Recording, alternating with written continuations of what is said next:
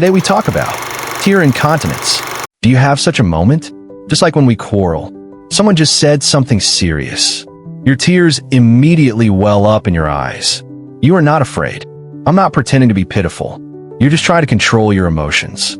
I tried my best to suppress the desire to explain and express. I'm afraid of saying the wrong thing. You are obviously arguing. Every word is carefully chosen with sincerity. The other party only saw your tears, but I didn't enter your heart. You are not illogical. You are just too passionate, too serious, and too afraid of losing. You are not a glass heart. You just let out all the emotions that should burst out.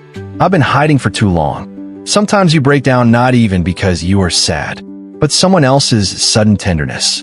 Like the last straw, a light touch.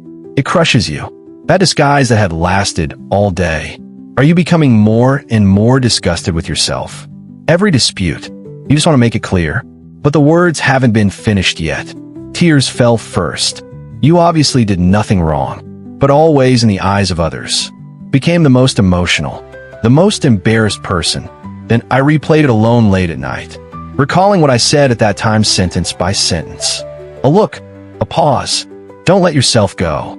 Dear, if you always do this, then you may be what is called a tear incontinent child.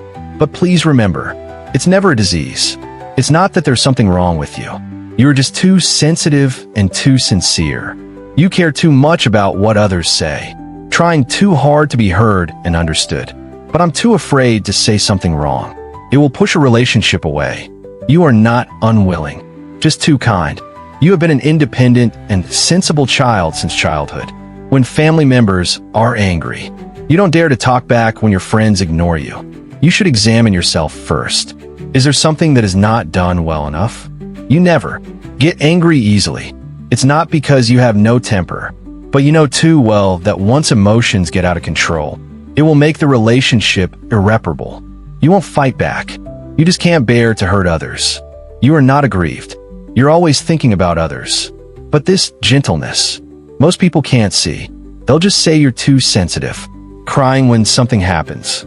But I never asked you how long you endured before crying. So why are you like this? The reason may be hidden in childhood. In psychology, tear incontinence is not a weak constitution. It often means you have a very perceptive heart.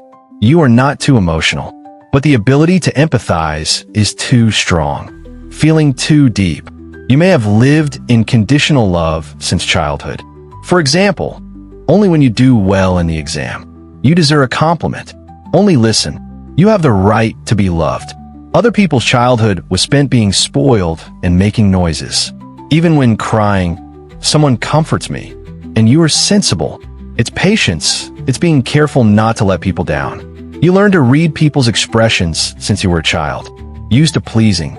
I'm used to allowing myself to relax only when others are happy.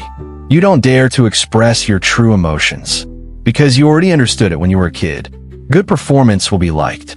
So when I grew up, whenever a dispute occurs, your first reaction is never whether I am right or not. Is it because I am not good enough? You want to be a good person too much. So good that even when I am sad, don't dare let anyone know. But you forgot. The one who deserves your protection the most. It's you. So what should we do? Make yourself better. The first step is not to become strong. You have to allow yourself to be vulnerable. Tears are not a sign of weakness. It is an outlet for emotions. It is your self-salvation after being suppressed for too long. The second step is to learn to stop. Ask yourself, is this relationship something you're trying to maintain? You're compromising. This world is not worth suppressing your emotions again and again. Sacrifice yourself for peace. You could be unhappy, can refuse. I could say I don't like this. This is not willful, not indifference. This is when you start to learn to set boundaries. Not everyone is worth your repeated bowing. Repeatedly, please. You don't need to force yourself to understand everyone. You just need to start trying to understand yourself. Take good care of the one who always suppresses his emotions silently. You who carry everything. Final step. Please practice accepting the one who cries easily. I tend to think too much about myself. You have to understand. All your sensitivity and delicacy easily overflow with emotions. Not a defect. It is another form of kindness, sincerity, and affection. Really powerful. It's not about becoming indifferent and invulnerable, but while living gently. Finally, I can protect myself. So dear, start now. Stop apologizing for being sensitive. You try to maintain too many relationships. Now is the time to spare some energy for yourself. You can cry, but don't forget to comfort yourself who is feeling wronged. True tenderness. It's not that it will never collapse, but after every emotional overflow, you are still willing to hold yourself gently. You don't need to be what anyone expects you to be. You just need to grow into one slowly. A grown-up who can catch himself